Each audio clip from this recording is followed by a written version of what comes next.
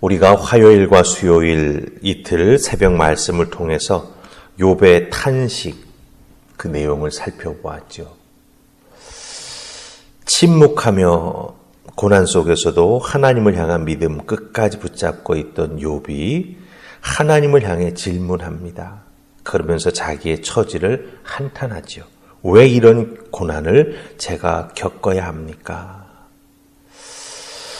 그 내용이 전체 욥기를 이해하는 데 중요한 내용이 된다라고 말씀드렸습니다. 이제 4장과 5장에 나오는 욥의 친구 엘리바스의 욥에 대한 권면, 그 권면 속에는 욥에 대한 판단도 들어있거든요. 이 욥의 친구 엘리바스가 4장과 5장에서 욥에 대해서 말하는 그 내용은 앞으로 욥과 이 친구 3명이 계속해서 대화를 통해서 욥기를 구성해 나아가는데 그 앞으로 전개될 욥기의 내용, 거기에서 일어나게 되는 논쟁, 그리고 중요한 신앙적이고 신학적인 주제들이 다 여기에 지도처럼 다 그려져 있습니다. 그렇기 때문에 이 엘리바스의 첫 번째 욥에 대한 권면을 우리가 잘 이해하게 되면 이 욥기를 이해하는 데 많은 도움이 된다라고 하는 것이지요. 욥기 2장 13절을 보면은 욥의 세 친구들이 찾아와서 욥이 겪는 고난과 그에 따른 고통하는 모습을 보고 별말을 하지 못합니다. 이렇게 지켜봅니다. 이것은 어떤 의미에서는 욥이 겪는 아픔을 공감하고 이해하는 모습입니다. 하지만 3장에서 욥이 자기의 생일을 저주하며 결국 무너지는 모습을 보이자 이제 친구들이 입을 열기 시작하지요. 욥의 모습을 판단하고 그것에 대해서 나름대로는 권면하는 말을 하기 시작을 합니다. 그 첫 번째가 우리가 오늘 읽기 시작한 4장의 엘리바스의 말부터 시작하게 된다라고 하는 것이죠. 자, 그렇다고 한다면 이제 엘리바스의 이 권면의 말 속에 나오는 친구들이 욥을 바라보는 모습, 결국은 세상이 우리 하나님을 믿는 자들의 고난에 대해서 어떤 마음과 어떤 안목으로 바라보는가라고 하는 것을 우리가 발견하게 된다라고 하는 것이죠. 그래서 주신 말씀 속에서 엘리바스가 욥에 대해서 무슨 말을 하는지, 거기에는 어떤 그 판단의 관점이 들어있는지 우리가 살피면서 우리들도 누군가에게 도움을 주려고 권면할 때가 있지요. 그럼 어떻게 해야 되는가 함께 살피면서 은혜 나눌 수 있기 원합니다. 자, 우리 첫 번째 살필 말씀은 2절과 5절 말씀입니다. 중간에 3절, 4절을 읽지 않고 2절, 5절만 읽습니다. 자, 우리 2절부터 읽습니다. 누가 내게 말하면 내가 실증을 내겠느냐? 누가 참고 말하지 아니하겠느냐? 5절, 이제 이 일이 내게 이름에 내가 힘들어하고 이 일이 내게 닥침에 내가 놀라는구나. 아멘. 자, 먼저 우리 2절 말씀 보십시다. 엘리바스가 욥에게 하는 말입니다. 이게 이해가 턱 한번 읽으면 쉽게 되지 않지요. 쉽게 이걸 이해되기 위해서 풀어보자면, 누가 너 욥, 지금 너의 모습을 보면서 말을 걸면 짜증나겠지만 네가 그렇다고 지금의 너의 모습을 보고 말하지 않고 가만히 있을 사람이 어디 있겠느냐, 이거예요. 과거의 욥의 너의 모습을 알고 있는 자가 지금 너의 이런 모습을 보면 어떻게 말을 걸지 않겠느냐, 너에게 권면하는 말 하지 않겠느냐라고 하는 거지요. 욥의 탄식과 저주를 듣고 있자니 내가 참지 못하겠다. 이렇게 변해버린 너에게 그 모습 보니 내가 너무 안타깝다. 내가 이제 너를 위해서 할 말을 해야겠다. 내가 할 말 해가지고 너를 도와줘야겠다. 이런 뜻으로 이제 엘리바스가 말하기를 시작하는 것입니다. 5절 보시기 바랍니다. 5절 보면은 내가 힘들어하고 내가 놀라는구나, 이런 표현 나오죠.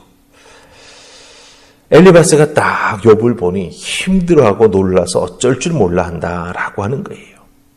이 힘들어한다라고 하는 말이 갖고 있는 히브리 단어의 뜻은 뭐냐 하면 피곤해서 녹초가 된다라고 하는 뜻이에요. 욥이 겪는 고난 계속해서 겪고 결국은 자기의 몸까지 상하게 되니까 정말 힘들어하면서 욥이 버틸 여력이 없어졌다라고 하는 거죠. 완전히 방전된 상태를 말합니다. 그 다음에 놀라다라고 하는 말, 이건 무슨 뜻인지 아십니까? 그러기 때문에 동요하고 무언가를 무서워서 벌벌 떨기 시작하는 모습입니다. 이 두 가지 힘들어한다, 놀란다라고 하는 이 동사를 연결해 보면 그 엘리바스가 욥의 모습 속에서 느끼고 자기 나름대로 판단하는 것이 나오는 거지요. 그렇게 잘 견디며 이겨내던 믿음 좋다던 욥, 너도 어쩔 수 없구나. 이렇게 녹초가 되고 방전된 상태에서 결국 너도 무서워 덜덜 떨고 있구나. 이렇게 엘리바스는 욥의 모습을 보고 평가하는데 사실은 살짝 조롱하는 듯한 뉘앙스가 여기에 들어있는 것을 보게 되지요. 믿음은 흔들리고 무서워 떨고 있구나. 그래서 결국은 너는 네 삶을 저주하고 하나님 앞에 원망과 불평을 늘어놓는구나. 이렇게 엘리바스는 욥을 바라보고 평가하고 있다라고 하는 것입니다. 사실 고난받기 이전의 욥, 그 욥은 어떤 사람입니까? 믿음의 모범이 되는 사람입니다. 그러기에 주변 사람들에게 희망과 위로를 주는 사람이었습니다. 그런데 정작 자기 자신이 고난과 고통 중에 모든 것을 잃어버리고 힘들어지게 되니까 결국 무너져 내리고 위로를 받는 처지가 되자 스스로 혼란스러워하고 있다라고 하는 것이 엘리바스가 욥을 바라보고 내린 판단이 된다라고 하는 것입니다. 겉으로 드러나는 욥의 모습, 또 욥이 하는 말을 듣고 판단하는 거죠. 자, 우리 7절 보십시다. 7절 같이 읽습니다. 시작. 생각하여 보라. 죄 없이 망한 자가 누구인가? 정직한 자의 끊어짐이 어디 있는가? 아멘. 이 7절이 엘리바스가 가지고 있는 그 사람의 세계관입니다. 신앙관입니다. 관점입니다. 엘리바스는 이 7절에 나오는 그 마음 자세를 가지고 세상을 보고 사람을 보고 사리를 분별하고 판단합니다. 무슨 뜻입니까? 욥, 너의 무너져 내림, 너의 고난은 죄의 결과라고 하는 거예요. 엘리바스가 이런 판단을 하게 되는 근거가 뭐냐? 바로 인과율의 원리를 갖고 판단한다라고 하는 거죠. 모든 결과에는 원인이 있다라고 하는 거예요. 지금 욥이 고난을 당하니 그 고난에도 무엇이 있다? 원인이 있다라고 하는 거죠. 그 원인이 뭐라고 판단합니까? 죄라고 판단하는 것입니다. 잘 감춰서 인간의 눈은 속여서 여기까지 왔을지 모르지만 그 죄를 깨닫고 회개하지 않으니 하나님이 징계하셨다라고 하는 거예요. 뿌린 대로 거둔다라고 하는 것이죠. 이게 엘리바스가 가지고 있는 전형적인 그 판단의 틀이 된다라고 하는 것입니다. 이런 엘리바스의 관점은 지금 그 치명적인 오류가 있어요. 무슨 오류가 있냐면 지금 잘 먹고 잘 사는 사람은 모두가 다 선하다. 죄 없는 사람이다. 이런 심각한 오류에 빠질 수가 있습니다. 왜? 결과만 보고 이야기하니까. 하지만 욥이 겪는 고난, 그것은 어디에서 온 것입니까? 하나님께서 사탄을 통해서 믿는 자의 그 은혜가 무엇인지, 그 믿는 자의 믿음이 얼마나 귀한 것인지를 사실은 욥을 통해 시험하시면서 우리에게 보여주시는 거거든요. 그런데 엘리바스는 그런 하나님의 뜻을 모르기에 눈에 보이는 대로 결과만 보고 그것을 가지고 욥을 판단하고 정죄하고 있다라고 하는 것입니다. 자, 여기서 우리가 아주 중요한 믿음의 원리, 삶의 원리, 지혜를 배우게 됩니다. 누군가를 우리가 권면하려고 할 때 혹은 충고하려고 할 때 단편적으로 거기에 나타나는 모습, 결과만 보고 말해서는 안 된다라고 하는 것입니다. 먼저 우리가 기도를 통해서 그 어렵고 힘든 일을 겪고 있는, 혹은 내 눈에 보이는 어떤 결과적인 모습을 가지고 있는 그 사람을 위해서, 그 영혼을 위해서 하나님께 기도하며 하나님 앞에 분별의 은혜를 달라고, 왜 이렇게 힘들어하는지, 왜 고난 중에 있는지, 왜 울어야 하는지 하나님의 깊은 뜻을 먼저 구하는 기도가 앞서야 된다라고 하는 것입니다. 자칫 위로해 준다고 하면서 훈수가 될 수 있습니다. 훈수 잘못 두면 정말 그 인생 망가뜨릴 수 있습니다. 우리가 바둑이나 장기를 둘 때 훈수 둔다고 하죠. 물론 두는 사람이 못 보는 것을 보기에 훈수 둘 수 있습니다. 그런데 훈수가 지나치거나 잘못되면 그 장기나 바둑에서 그 판을 질 수가 있어요. 그런 의미에서 자칫 위로가 훈수가 되면 더 깊은 상처를 그 훈수받는 사람에게 줄 수 있다라고 하는 것이죠. 그럼 어떻게 해야 되겠습니까? 답은 욥기 안에 있습니다. 지금 당장 주어지는 답은 아닙니다. 그런데 욥의 이런 모습 보고 친구들이 거기에 대해서 권면하고, 그 권면을 듣고 또 욥이 자기의 생각을 말하고, 이러면서 욥기는 계속해서 말씀이 이루어져 나아가죠. 그 결과를 우리가 보아야 한다라고 하는 겁니다.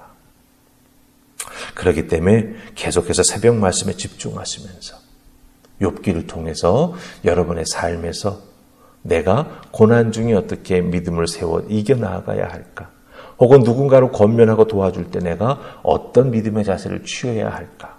그 욥의 지혜, 욥의 믿음, 그리고 하나님께서 그렇게 믿음으로 서려고 노력하는 자를 어떻게 섭리하시고 이끌어 주시는지, 그것을 잘 발견하셔서 여러분의 믿음에 큰 은혜와 도움이 될 수 있기를 주님의 이름으로 축복합니다. 아멘. 기도하십시다. 하나님 고맙습니다. 욥기의 모습을 바라보던 친구들이 이제 입을 열기 시작합니다. 첫 번째로 엘리바스가 입을 열었습니다. 그가 욥을 판단함에 있어서 자기 나름의 관점이 있습니다. 판단의 기준이 있습니다. 그러나 그것이 또한 완벽하지 못함을 우리가 기억하게 하옵소서. 내 관점, 내가 누군가에게 훈수를 두려고 하는 것이 혹시 잘못된 훈수가 되지 아니하도록 우리가 늘 자기 자신을 살피며 또한 상대방의 입장에 서보며, 그리고 하나님께 지혜를 구하는 귀한 믿음의 사람들이 먼저 되게 해 주시옵소서. 하나님께서 주시는 지혜를 통해, 성령께서 허락해 주시는 깨달음을 통하여 한 영혼 한 영혼 품고 나아가는 우리가 되게 하시며, 특별히 믿음의 사람으로서 자충수에 빠지지 아니하도록 늘 열린 마음으로, 그런 하나님을 경외하는 마음으로 우리들의 삶의 자리에서 믿음으로 살아갈 수 있도록 하늘의 은혜를 더하여 주시옵소서. 오늘도 주신 말씀 잘 기억하면서 하나님 앞에 내가 어떻게 믿음으로 살아가야 할지, 상대방과 함께 손에 손을 잡고 믿음으로 감사하며 기쁘고 또한 충성스럽게 살아갈 수 있을지 지혜를 깨닫는 우리 모두가 되게 해주실 줄 믿사옵고 예수님 이름으로 기도하옵나이다. 아멘.